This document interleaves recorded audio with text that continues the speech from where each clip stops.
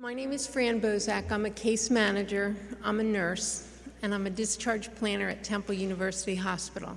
Let me just preface it by saying I was not Kim's discharge planner. A discharge planner at Temple is responsible for setting up the discharge plan. When you're ready to be discharged, hopefully we'll have your medications approved, your home care would be arranged, and transportation issues addressed. And that all sounds well and good, but without the insurance coverage, none of that happens. If you don't have insurance to cover the medications at this particular time, there's very little we can do.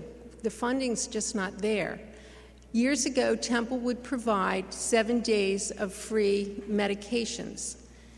Nowadays, that's not the case. Because of the financial restraints that have been put upon everyone, and Temple being in that boat, we've only been allowed to recommend that patients go to Target, Walgreens, or ShopRite, where they can get that $4 generic medication for a 30-day supply. But many patients aren't on generic meds, so it really doesn't cover that.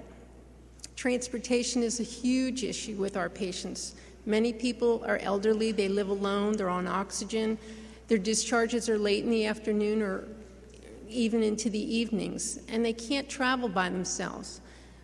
Well, we used to be able to give cab vouchers out pretty easily. Well, now that responsibility has been taken away from us.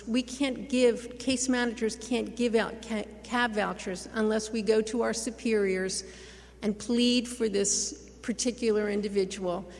And it's up to them to say yes or no. And at that point, many times they'll just say no. It's up to the individuals to get home by themselves.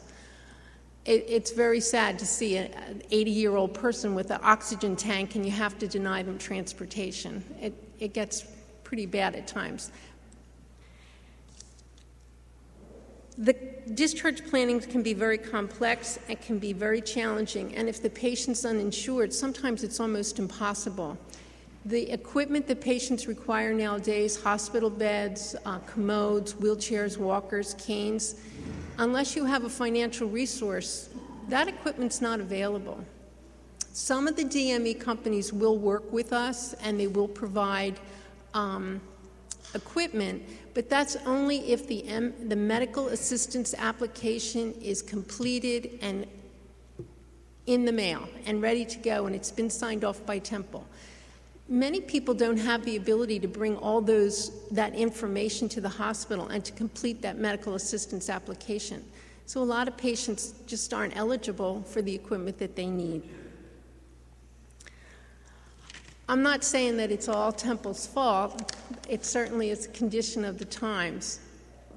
But there's a lot of things that I think that we really need to work together as a community to try to provide for the indigent and for the uninsured.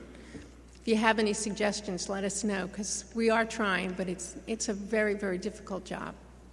Thank you.